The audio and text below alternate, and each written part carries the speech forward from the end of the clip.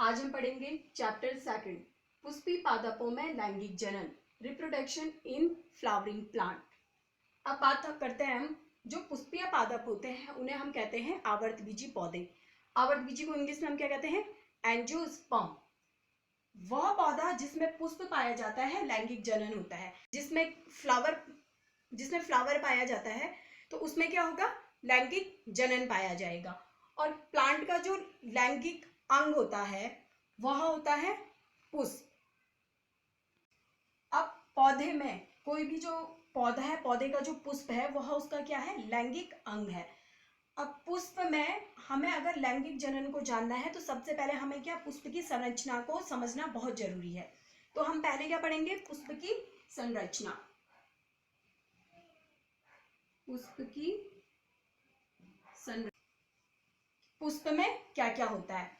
First, जो ये पुष्प है, पुष्प में ही क्या होता है? नर और मादा भाग पाए जाते हैं। तभी तो उसमें लैंगिक जनन होगा जब उसमें मेल और फीमेल दोनों है। ठीक, तो कोई भी पुष्प है उसमें क्या होते हैं? 4 चक्र पाए जाते हैं। कितने चक्र पाए जाते हैं? 4 चक्र। तो फर्स्ट चक्र होता है आपका बाह्य दल पुंज। कोई फ्लावर है, फ्लावर का जो सबसे नीचे का पार्ट होता है पत्ती के आकार का, यह किस कलर का होता है? ग्रीन कलर का। तो इसे हम क्या कहते हैं? बाह्य दल पुंज। यह कहलाता है बाह्य दल पुंज। इंग्लिश में इसे हम कहते हैं कैलिक्स। कैलिक्स। ये जो दल पुंज है, अगर हम इसकी एक इकाई की बात करें, अगर ये जो एक पत्ती है तो इसको हम क्या बोलेंगे?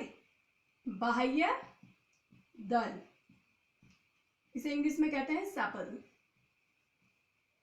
ये हो गया प्लांट का पहला चक्र। अब हम बात करते हैं दूसरे चक्र की। जो दूसरा चक्र होता है वह क्या होता है? पुष्प का एक कलरफुल पार्ट होता है।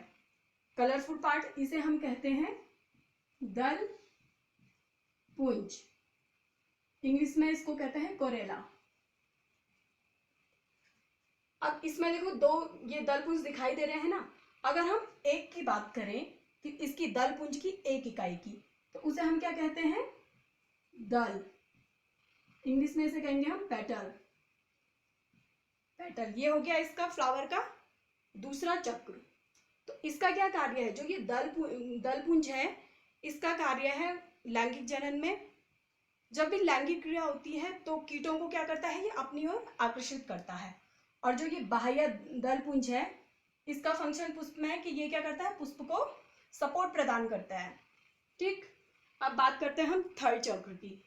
थर्ड चक्र जो होता है, ये जो डंडी के समान संरचना दिखाई दे रही है आपको, एक ये है और एक ये है, तो इनको हम बोलते हैं पुमंग। इंग्लिश में इसको कहा जाता है एंड्रोसियम। ये क्या कहा जाता है? एंड्रोसियम। ये फ्लावर का क्या होता है? मेल पार्ट, मतलब नर जनांग।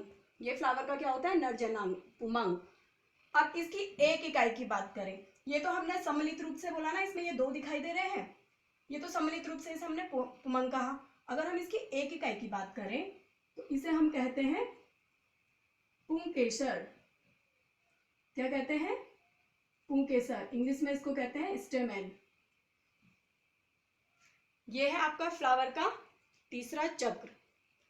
अब बात करते हैं चौथे चक्र की। जो पौधे का चौथा चक्र होता है उसे हम कहते हैं जायांग। यह क्या होता है? पुष्प का स्त्री जन्नांग, मादा जन्नांग। ठीक है, जायांग। इसे हम इंग्लिश में कहते हैं गाइनोसियम। इसे हम कहते हैं गाइनोसियम। अब जो ये गाइनोसियम है, ये इसके भी कितने पार्ट होते हैं? 3। ठीक, जो ये ऊपर का पार्ट है इसे कहा जाता है वर्तिकाग्र। क्या कहा जाता है? वर्तिकाग्र। इसके जो बीच का पार्ट है इसे कहा जाता है वर्तिका। और जो ये थर्ड पार्ट है ये कहलाता है अंडाशय। क्या कहलाता है? अंडाशय। यहाँ पे क्या होता है? बीज का है। ठीक है, अंडाशय क्या मतलब? ओवरी। इसको क्या बोलते हैं इंग्लिश में हम? ओवरी। यहाँ पे क्या होता है? बीज का निर्माण होता है। यानी जो ये ओवरी होती है, ओवरी में क्या होता है, जो मादा युग्मक बनते हैं, और पुंकेसर में क्या होता है, नर युग्मक बनते हैं। ठीक है, इस तरह से क्या हुआ, ये पूरी पुष्प की संरचना होगी। पुष्प में हमने क्या बताया, 4 चक्र होते हैं। फर्स्ट चक्र हो गया आपका बाह्य दल पुंज, इसकी हमने एक इकाई को क्या कहा, बाह्य दल। दूसरा चक्र है आपका दल पुंज, इसकी एक इकाई को हमने क्या कहा, दल। आपका तीसरा चक्र है पुमंग, पुमंग की एक इकाई को क्या कहा हमने, पुंकेसर। ये क्या होता है, पुष्प का नर जननांग होता है। ठीक, इसमें नर युग्मकों का निर्माण होता है। जो ये पुंकेसर है ये भी कितने 2 पार्टों में, इसका हम बाद में डिस्कस करेंगे। तो इसमें क्या होता है, नर युग्मक बनते हैं। और चौथा चक्र है आपका जायांग, गाइनोसियम। ये क्या होता है, मादा जननांग होता है।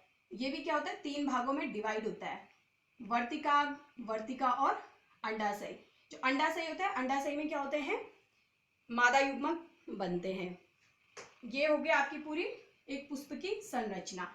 अब इसमें क्या होते हैं, इसे भी 2 पार्ट में डिवाइड किया गया, सहायक चक्र, और एक होता है आपका सहायक चक्र और दूसरा होता है आपका आवश्यक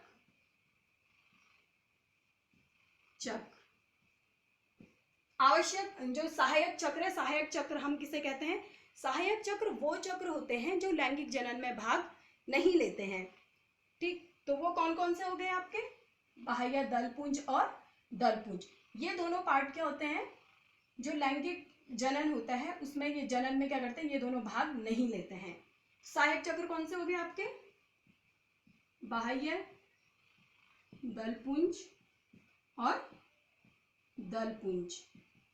ये दोनों क्या करते हैं, जनन में भाग नहीं लेते हैं, नहीं लेते हैं, इसलिए इन्हें हम क्या कहते हैं, सहायक चक्र। अब बात करते हैं आवश्यक चक्र। आवश्यक चक्र हम उसे कहते हैं जो लैंगिक जनन में भाग लेते हैं।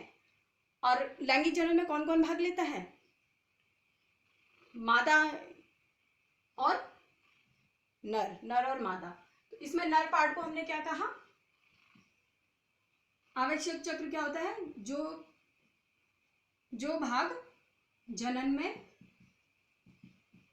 भाग लेते हैं, जो हो गया आपका पुमंग और जायांग। ये दोनों चक्र क्या करते हैं, लैंगिक जनन में भाग लेते हैं, इसलिए हम इसे क्या कहते हैं, आवश्यक चक्र कहते हैं। ठीक, जो जायांग है, जायांग में क्या हो गया, मादा युग्मक का निर्माण हुआ, और पुमंग में क्या होता है, नर युग्मक का निर्माण होता है। तो ये होती है हमारी पूरी पुष्प की संरचना। अब हम इससे आगे पढ़ेंगे कि कैसे जो नर जननांग है पुमंग में कैसे नर युग्मकों का निर्माण होता है, ये हम आगे पार्ट में पढ़ेंगे। आई होप आपको समझ में आया हो। Thank you.